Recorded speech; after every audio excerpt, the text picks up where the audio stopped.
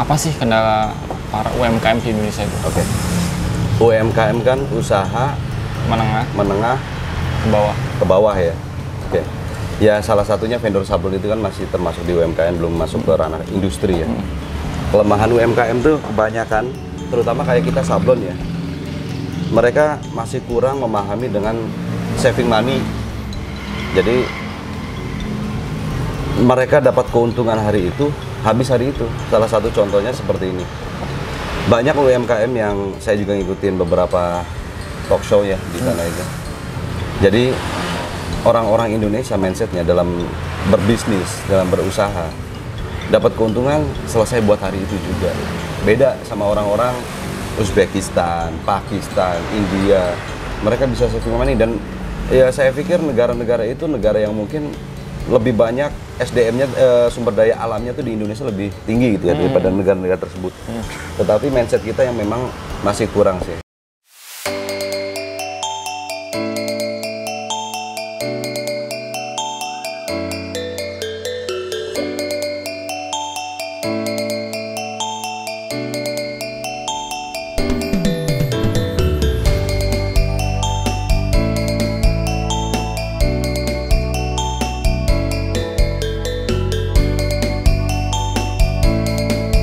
Hai Sobat Baron, berjumpa lagi dengan kita di Sidak UMKM Baron Putra SPS. Nah Sobat Baron, kali ini kita sudah berada di vendor Elnos Sablon, tepatnya di Jalan Bugisan, Yogyakarta. Langsung aja ke dalam, jangan lama-lama, yuk.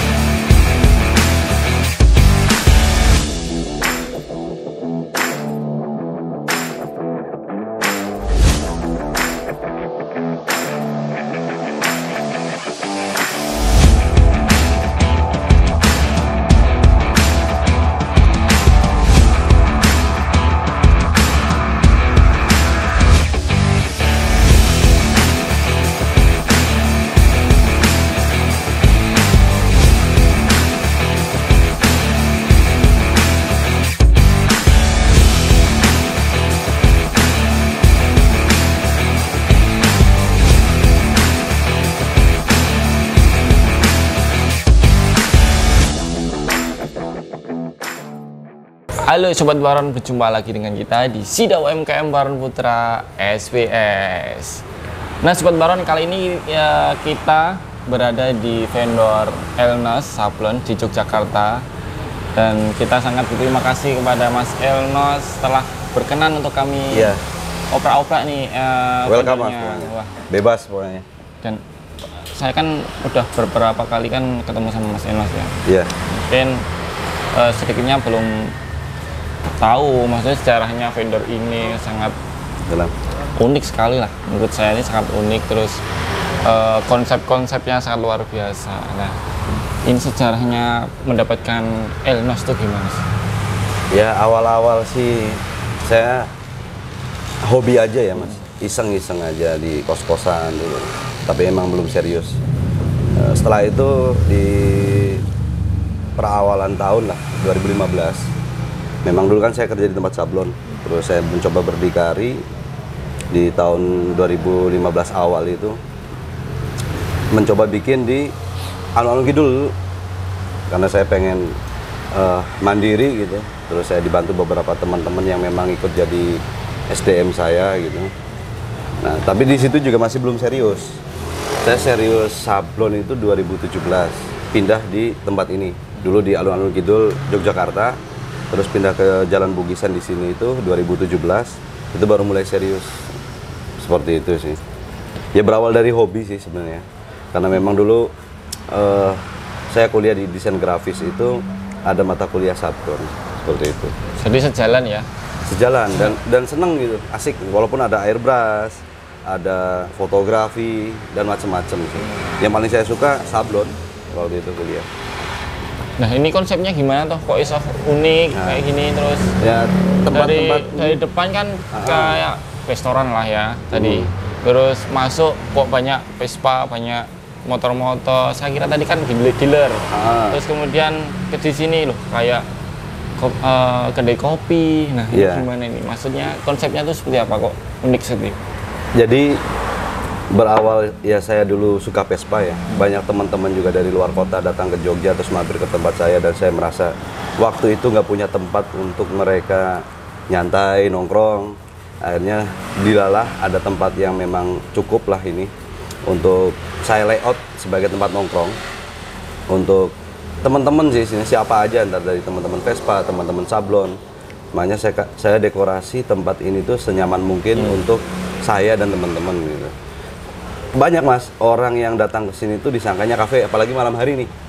Dan itu beberapa kejadian memang datang disangkanya kafe. Nah, ketika mereka datang ke sini pesan kopi, bla bla bla bla. Ya saya mohon maaf, ini bukan kafe tempat Sablon. Oh gitu ya. Dan memang ada salah dua gitu ya, yang akhirnya malah ngorder kaos. Mereka jadi tahu kalau ini tempat kaos. Oh gitu. Nah, padahal tempat kafenya tuh ada sebelah sananya lagi, sebelah utaranya lagi dan atau sebelah selatannya. Itu ada tempat warung kopinan sih memang. Nah di sini kan layoutnya udah kayak tempat kafe, apalagi kalau malam itu kan lampu-lampu nyala gitu. Makanya dari depan kan banyak lampu kayak restoran-restoran di luar sana kan? Iya. Ya seperti itu sih. Ya memang saya menikmati, merasakan karena saya juga dulu pernah di warung kopi ya kerja. Saya pengen tempat tuh nyaman aja, asik menurut saya gitu. Dan buat teman-teman juga bisa buat enjoy. Kalau misalnya ada banyak tamu nih, terutama teman-teman Vespa, saya gelar tikar aja di sini, gelar tikar. Yaudah istirahat deh di sini. Nanti besok misalnya dia mau perjalanan ada event nih di Kediri atau di Semarang atau di Solo, mereka bisa singgah dan transit di sini. Ada berapa Vespa ini mas? Nggak banyak sih. Ada yang saya display itu 9. Oh display 9 ini? Iya, yang di bengkel 3. Wah. Masih di bengkel. Lumayan banyak nih. Enggak banyak tapi banyak sekali. ya ini mungkin ya salah satu apa ya, balas dendam saya ya dulu. Saya cuma punya Vespa satu waktu kuliah dan sering main kemana-mana lah gitu. Sampai paling jauh ke Lampung misalnya, ke arah mana itu? Palembang sih. Dan waktu itu cuma Vespa ceper, rosok. Oh yang dulu? Ya yang dulu. Terus begitu punya usaha, mendapatkan cuan itu kan, ada uang lebih, saya beliin Vespa. Dan itu lebih banyak ke teman-teman sih. Jadi teman-teman yang punya Vespa terus dia mau dijual saya beli. Jadi ada cerita. Ini dari teman A, B, C, D, F, ya seterusnya lah. Oh seperti gitu. Jadi ini Vespa teman dijual ya? Iya dijual. Dan saya beli gitu. Ya walaupun ada yang nggak kenal sama sekali juga ada. Paling cuma dua. Lainnya itu saya kenal semua belinya itu. Ini kan tempatnya kan luar biasa nih. Oh, pernah nggak mas kayak ini, semua customer nih masuk, kan kelihatan dari luar kan vendor ini kan wah luar biasa ya, maksudnya kan mewah sekali kan masuk. Iya, biasa. Terus mungkin di benak para customer tuh gini, duh, piye ya, ini mesti larang, harganya mesti mahal. Dalam untuk orderan tuh mesti udah lihat backgroundnya vendornya mesti ini mesti kira-kira larang nggak ya? Betul sih mas. Nah, itu jadi mesti tampilan ada kan, tampilan kan dari awal itu kan betul seperti ini loh. Itu kan lebih ke segmen ya. Saya memang menciptakan segmen itu sesuai dengan kebutuhan sih mas. Nggak semuanya itu kayak baju-baju partai sih mas, saya nggak garap gitu.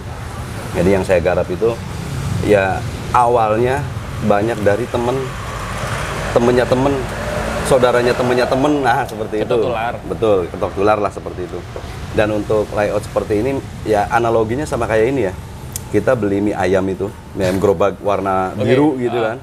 Sama beli mie ayam yang di ruko, terus ada kafe, ada meja, kursi, mesti gerobak dorong. Ya. Gerobak dorong sama beda di... Betul. Kan? Cuman kan memang hal kayak gitu kan tinggal perasaan orang aja. Wah kalau bikin di Enos mahal, ya memang mahal mas. Maksudnya mahal tuh, saya bukan masalah mahal atau murah sih, menyesuaikan. Ya. Jadi ada orang bikinnya cuma satu warna aja, jumlahnya 100, ya harganya sesuai dengan anggaran itu. Ada orang bikinnya 12 pieces, mintanya timbul, Hidden City. terus warnanya gold misalnya, terus ditambahin fosfor, glow in the dark, ya mesti mahal, mahal banget malah, kan jadi menyesuaikan. Nah, akan tetapi orang mesti mandangnya itu ya Mas, ketika ya saya pastikan ya dimanapun tempat, orang datang ke vendor, dan vendor itu memang secara visual juga menyesuaikan kerjaannya, orang datang itu 97% deal Mas, gitu. Beda ketika kita datang ke vendor, vendornya itu berantakan, atau bahkan vendornya temen yang diminta, itu masih 50-50. Kan teorinya itu orang bertanya di media sosial, entah di WA atau di Messenger atau apapun, dia masih 70-30. Untuk dealnya tuh di 30. Betul. Orang ketika melihat media sosialnya bagus juga 50-50 lah, 50-50. Tetapi orang ketika datang ke vendornya dan vendornya terlihat secara visual itu jelas, 90% itu deal untuk jadi order ke situ. Cuma kan juga pernah kan, maksudnya juga ada kan orang tuh berpikir, wah ini udah tampilan luar aja sudah luar biasa, apalagi nanti wah ini mesti berapa ini, maksudnya gitu kan, tanya-tanya kan kayak orang awam lah, ibaratnya belum tahu saya sablon gitu kan. Tapi sebenarnya sablon tuh mudah nggak sih Mas? Ya sama ini sih Mas, mudah-mudah gampang sulit dia. Tinggal penguasaannya kita sih, ketika kita merasa kita sebagai pelaku ya atau maker, sablon itu mudah nggak? Kalau makernya itu memahami dan bisa mengaplikasikannya, saya pikir dia akan menjawab mudah. Tetapi kalau makernya itu belum pernah nih garap yang namanya Hidden City atau Plus Cas, tetapi dia dapat order itu, mesti jawabannya susah. Jadi kalau vendor itu bisa menguasai keilmuannya semuanya, adapun nanti orderannya A, B, C, D, E, itu mesti akan digarap dengan mudah gitu. Ya pada dasarnya kita harus banyak-banyak belajar sih, karena banyak teori juga di sablon itu, metodenya macam-macam gitu. Ada rubber, SW, plastisol dan lain-lain itu. Jadi aplikasinya juga berbeda-beda gitu. Makanya sering-sering belajar gitu. Oke, ngomong-ngomong belajar nih Mas. Nah, yang dialami Mas Elnos selama ini itu udah belajar di mana saja? Nah, paling banyak tuh dulu awal-awal ya saya karena kerja di sablon ya. Yang ngikutin pelajaran dulu ada saya ikut di Cipta Kreasi itu sebagai, anggap aja itu sebagai modal belajar saya sih, kerja di tempat orang. Terus saya mencoba, ada dulu Mas Tono itu sebagai orang yang ngajarin saya simulasi gitu, pecah warna. Terus begitu saya berdikari sendiri nih, ada perkembangan diskusi sama teman-teman komunitas juga gitu. Terus akhirnya ada yang namanya SSI, Sekolah Sablon Indonesia, sama Christian Kesu, saya ngikutin kelasnya. Terus ada Mas Ugi GB itu saya ikut privat, malah kalau itu saya privat, benar-benar privat 1 minggu full di privat, nggak cuma saya dan semua SDM saya di privat semua. Terus akhirnya sampai saat ini kan ada dibentuk ASN, itu untuk pengembangan teman-teman sablon juga, kelas-kelas sablon, lebih ke praktisi sih. Jadi teknik. Mas Udin tuh aktif ya dulunya ya? Betul Mas, karena saya haus akan keilmuan sablon di bidang itu ya. Dan udah niat gitu kan? Betul, niat. Kalau udah ada keinginan, udah punya keinginan tapi nggak ada niat ya percuma kan Mas? Percuma, males-malesan mesti. Oke, kan Mas Udin kan juga katanya nih mau mendirikan akademi. Iya. Akademi persablonan. Nah, itu gimana maksudnya? Itu sebenarnya udah berjalan sih. Oh, udah berjalan. Iya, saya bertiga itu, dan memang untuk bertempatnya di sini, di tempat saya di workshop Elnos ini, dan itu setiap sebulan sekali. Dan itu maksimal 5 orang untuk pelaksanaannya. Dalam sebulan? Dalam sebulan. Adapun nanti misalnya lebih, nanti diarahkan ke bulan depannya, seperti itu. Misalnya dalam bulan Januari ini ada 7 orang nih. Sekiranya yang 2 ini bisa dialihkan ke bulan depan di Februari misalnya, nanti diikutkan ke bulan depan seperti itu. Karena lebih maksimal untuk 5 orang itu. Oh, dalam sebulan itu berapa pertemuan? 2 hari. 2 hari? Ya, cuma 2 hari. Tapi dimaksimalkan di 2 hari itu. Jadi misalnya Sabtu, Minggu gitu. Ya udah 2 hari itu, seperti itu. Nah, untuk pesertanya sendiri nih, apakah cuma daerah Yogyakarta? Oke, untuk peserta sih sebenarnya dari mana aja sih. Dan bahkan kemarin tuh yang paling jauh dari Palembang sama dari Bali. Di awal-awal dulu. Dari Palembang ada 2 orang, Bali 3 orang. Terus selebihnya ya banyaknya dari Jogja, Klaten, Solo, Ponorogo, Depok, Depok ini ya, Jawa Barat, dari situ. Oke. Berarti antusias mereka tuh luar biasa ya, Mas? Ya, saya pikir ketika ada kelas memang itu berbayar ya. Terus dia mau berarti memang dia niat banget ya untuk mengembangkan usaha. Dan walaupun caranya banyak sih, entah ada ikut ASN, SSI, kursus, nonton YouTube, macam-macam deh banyak. Yang penting niat untuk belajar itu bagus. Gitu. Pesertanya itu emang basicnya udah di sablon apa emang kebanyakan belum, sih belum? 90% itu udah sablon, Mas, banyak kan. Udah sablon. Yang ada sih yang memang belum pernah nyablon tapi dia udah paham sablon. Mau buka ada beberapa gitu. Cuman kalau orang yang belum sama sekali tahu sablon terus karena dia tahu informasi itu terus dia ikut, kayaknya belum ada. Oh, belum ada. Oke, dan itu juga membuka ya, Mas ya? Betul, dari membuka. Orang yang belum benar-benar cuma kan masalahnya kalau belum paham sama sekali karena advance ya kelasnya, tindak lanjut. Jadi dikhawatirkan nggak paham nanti malah bingung. Mending ikut yang basic gitu. Nanti ada yang basic dulu. Ya, yang basic. Oke, Mas Udin, kita ngomong tentang UMKM ya. Yeah. Menurut Mas Udin, apa sih kendala para UMKM di Indonesia itu? Oke. UMKM kan usaha menengah ke bawah ya. Oke. Ya salah satunya vendor sablon itu kan masih termasuk di UMKM, belum masuk ke ranah industri ya. Kelemahan UMKM tuh kebanyakan, terutama kayak kita sablon ya. Mereka masih kurang memahami dengan saving money. Jadi mereka dapat keuntungan hari itu, habis hari itu. Salah satu contohnya seperti ini. Banyak UMKM yang saya juga ngikutin beberapa talk show ya di sana itu. Jadi orang-orang Indonesia mindsetnya dalam berbisnis, dalam berusaha, dapat keuntungan selesai buat hari itu juga. Beda sama orang-orang Uzbekistan, Pakistan, India. Mereka bisa saving money dan ya saya pikir negara-negara itu negara yang mungkin lebih banyak SDM-nya, sumber daya alamnya tuh di Indonesia lebih tinggi gitu ya daripada negara-negara tersebut.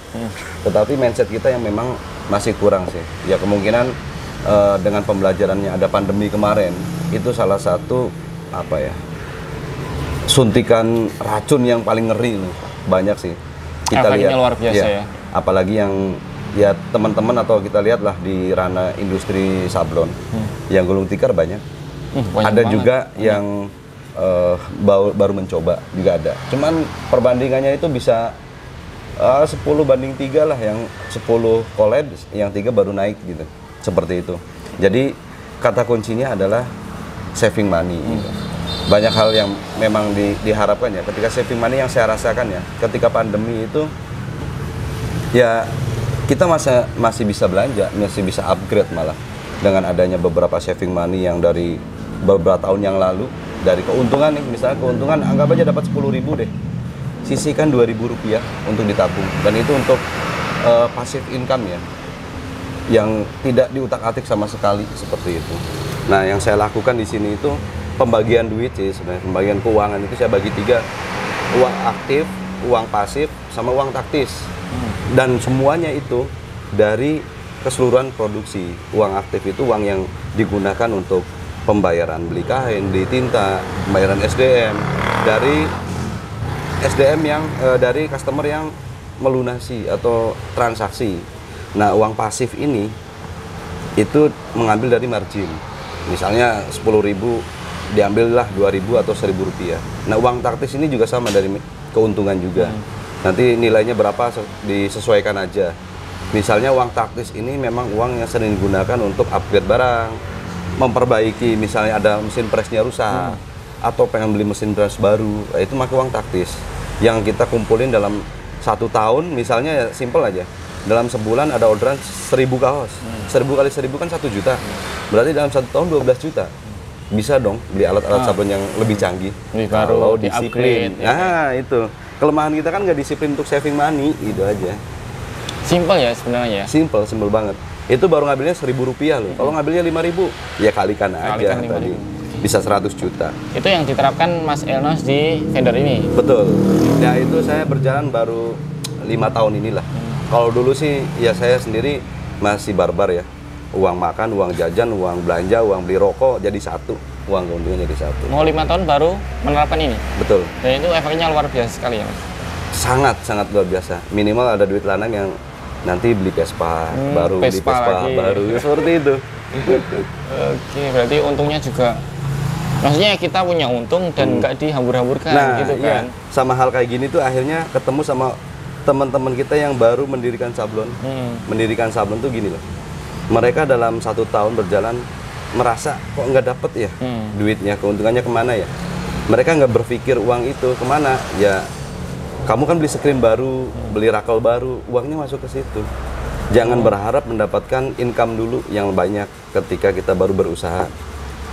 Mereka mesti berpikir, screennya kurang, beli lagi. Padahal itu kan duit keuntungan, dan mereka nggak berpikir itu keuntungan, gitu loh. Yang akhirnya kalau udah 2 tahun, mereka baru bisa mengambil apa ya, margin yang lumayan gitu. Kalau masih 1 tahun ya masih nggak kelihatan untungnya. Gitu. Ya serata biasa-biasa aja ya Mas. Iya, betul.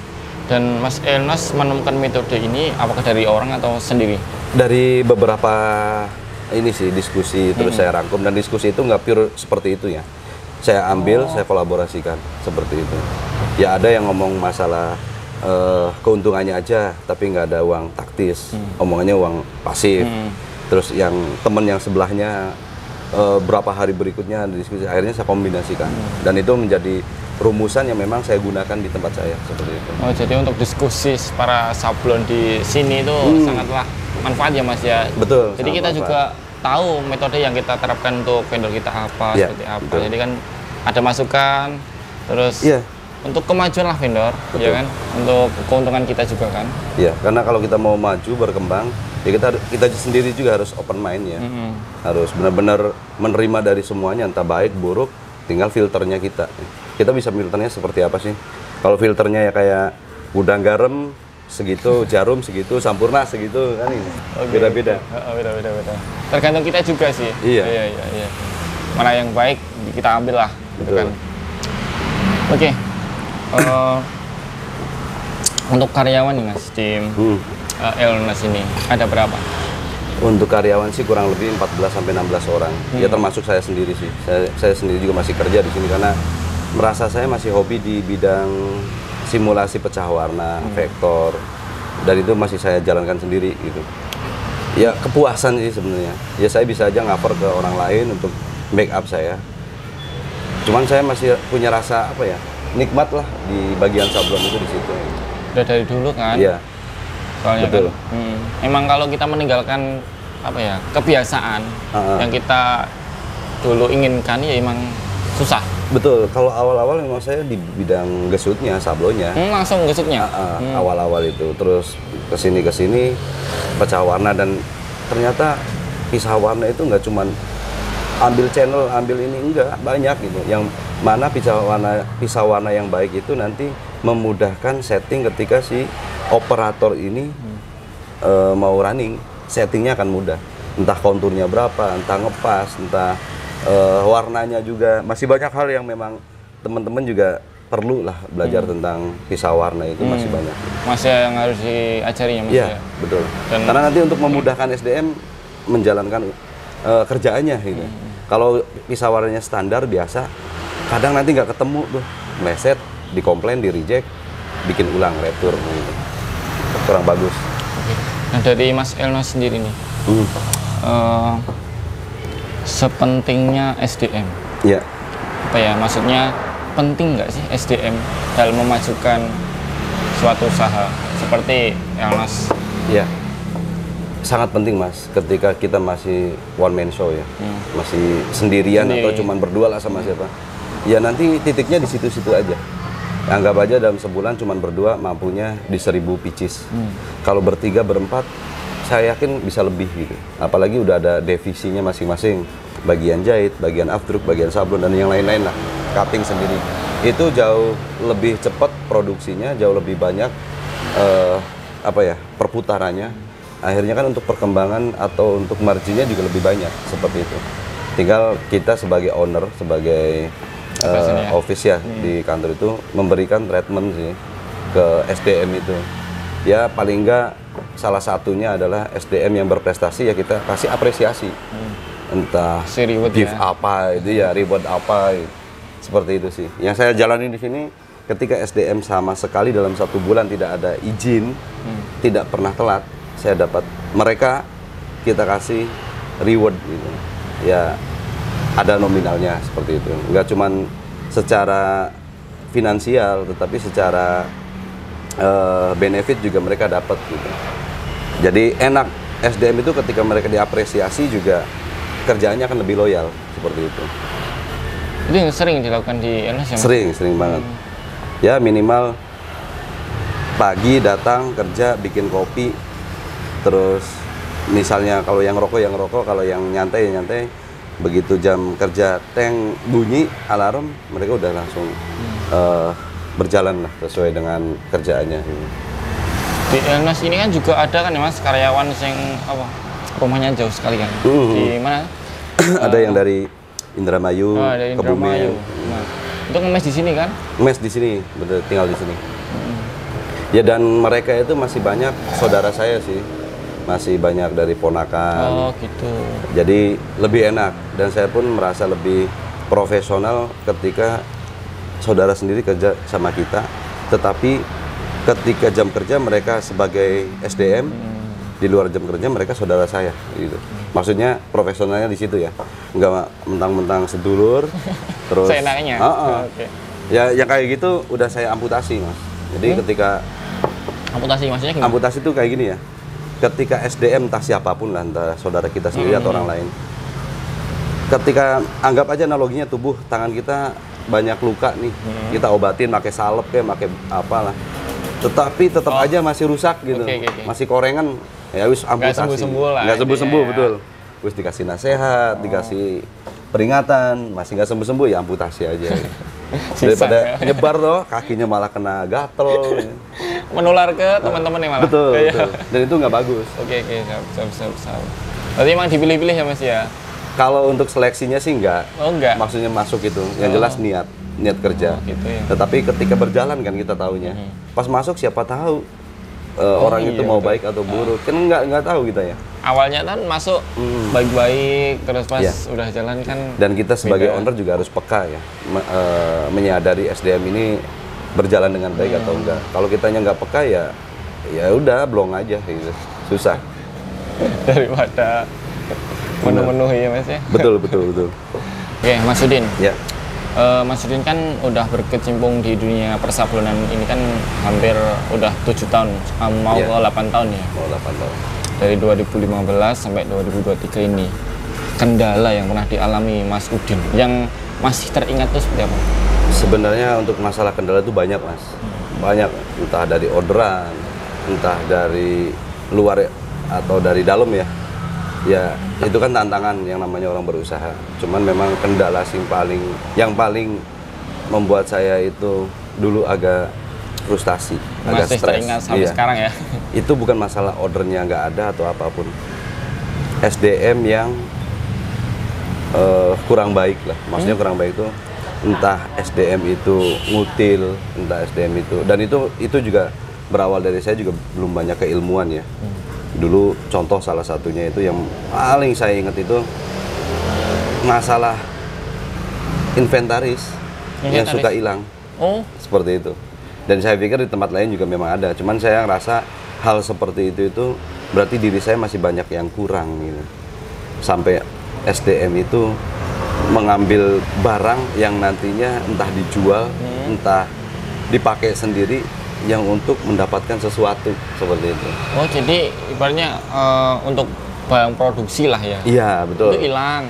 Hilang itu ya ngutil sih kalau saya. Iya, ngutil ya. Nah itu kan jadi saya berpikir apa saya masih kurang ya ngasih sesuatu ke SDM saya gitu. Dan itu di tahun 2016 masih di Alun-Alun Kidul. Semenjak saya ngikutin ya diskusi sama teman-teman, ternyata ada strategi, ada ini, ada itu, dan akhirnya dengan beberapa SDM yang baru ya, yang memang saya kasih clue, yang penting kamu tidak merugikan saya, ayo, itu sih Mas. Kalau dulu ya karena banyak itu basicnya dari teman saya yang ikut kerja itu, dan mereka kayak koncoku dewi lah kerjanya dipelein gitu. Iya. Seperti Jadi ya kadang orang itu kita kasih kesempatan, maksudnya kita kasih ruang untuk bekerja, kadang betul nyepelek gitu. ya saya pikir Banyak di sih. tempat usaha manapun ada ya kayak gitu, cuman memang untuk saya sendiri saya merasa dihianatin aja gitu, hal kayak gitu, dan itu yang membuat saya jadi agak ngedon lah gitu. Ya saya briefing udah selesai, bubarin, maksudnya bubarin tuh cuman tinggal 3 orang lah yang bertahan di tempat itu. Habis itu udah saya pengen reborn lah, pengen bener-bener ditata gitu, ditata. Dan itu awal mula saya mau belajar kemana-mana seperti itu. Tapi gini, itu juga ada hikmahnya sih. Pasti Iya kan? Hikmahnya sangat besar itu mas. Dari sebuah kejadian itu kan jadi Mas Enos tahu, oh yang ke depan yang kita betul. terapkan seperti apa. Iya. Jadi mungkin Mas Enos bisa berterima kasih untuk mereka. Iya mas, betul. Dan itu kalau ya namanya gini ya, kayak ceritanya FTV itu ketika kita misalnya ditolak sama cewek terus sukses akhirnya kan kesuksesan itu karena apa ya, pemicunya triggernya itu ya cewek yang nolak itu. Berarti sama aja lah ya. Iya memang banyak hikmah sih, dan saya alhamdulillah mendapatkan SDM yang solid sekarang. Nggak cuma solid, loyal seperti itu.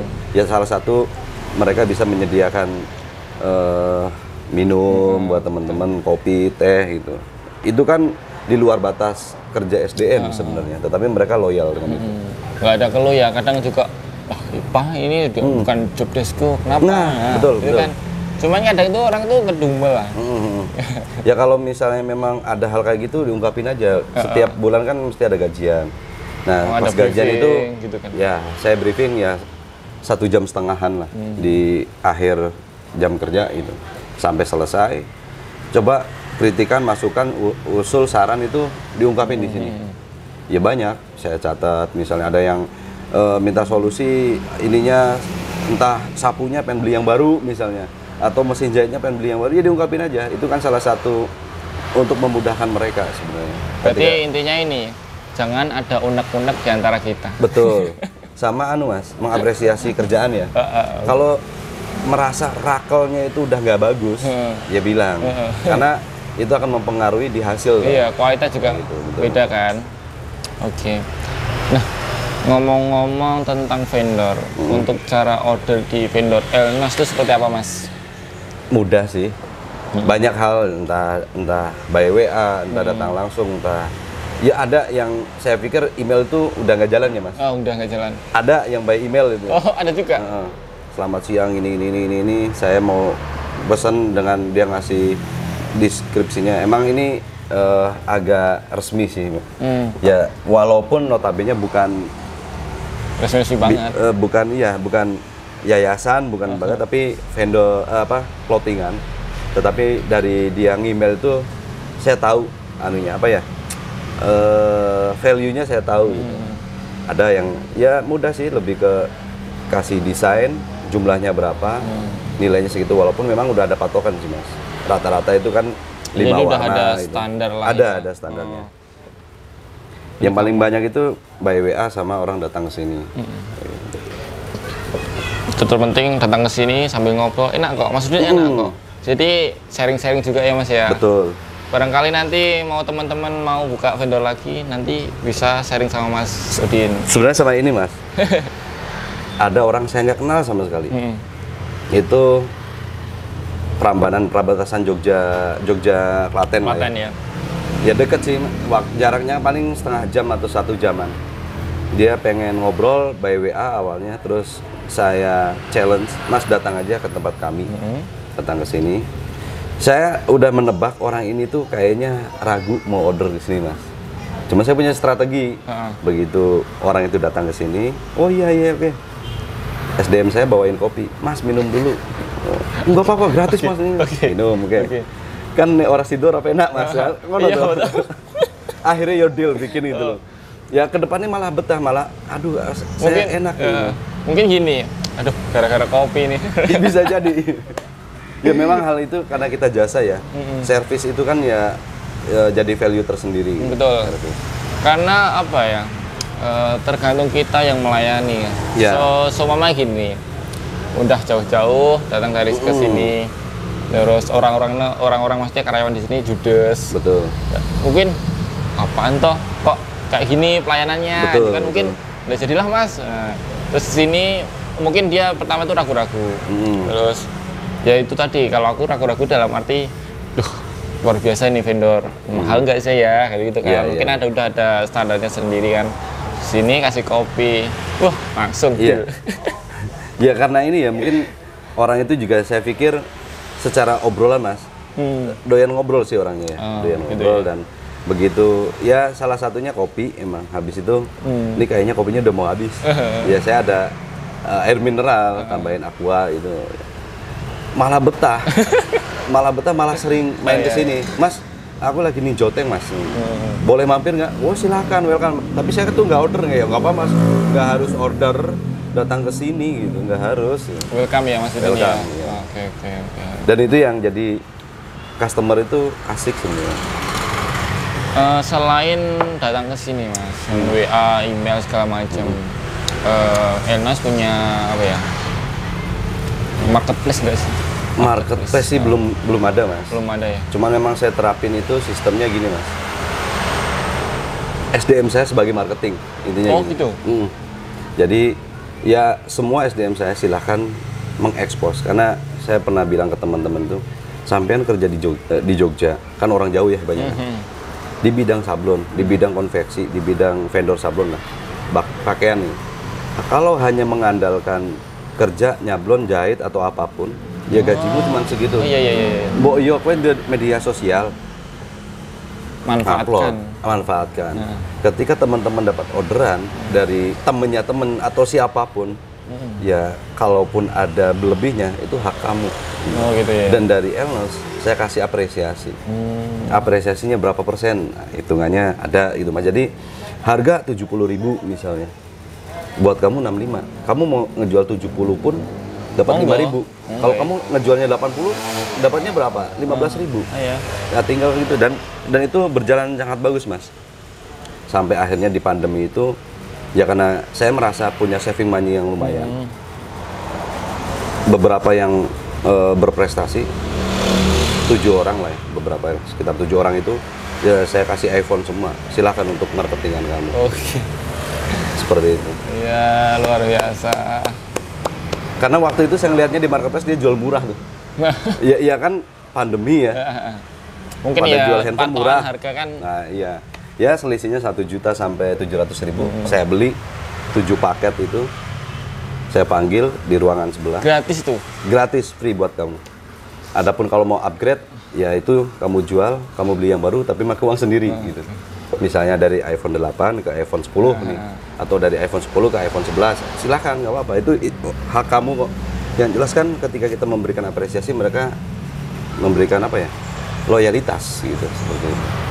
Mungkin mas, jangan-jangan setelah upload video ini, banyak orang nanti kesini ingin lamar. Wes. Ya jangan gara-gara iPhone-nya ya. Bisa jadi loh. Bisa jadi loh.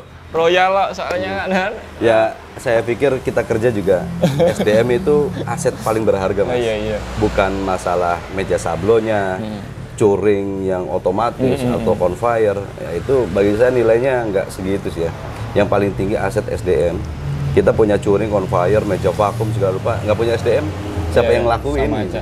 Emang kenyamanan sebuah karyawan sama office, memang itu harus dijaga sih, Mas. Betul, Mas. Karena dalam kenyamanan itu kan buat kita kan betah. Iya.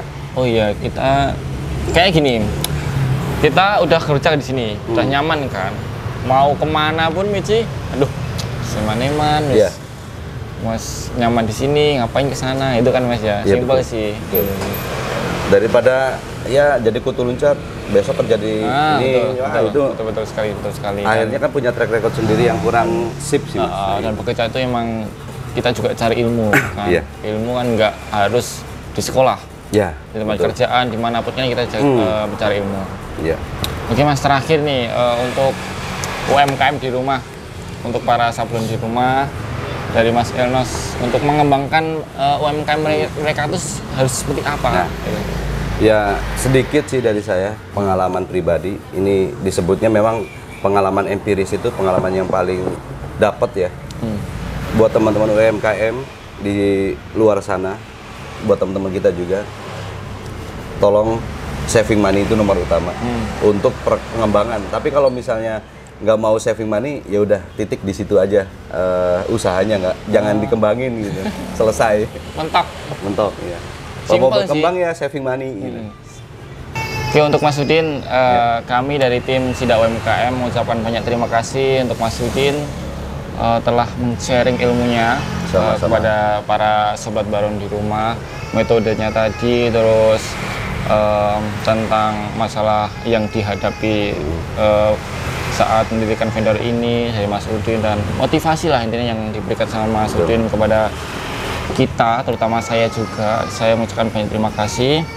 Dan ini ada pelangkat dari tim SIDA UMKM Baron Putra telah lulus SIDA untuk Elmas Sablon.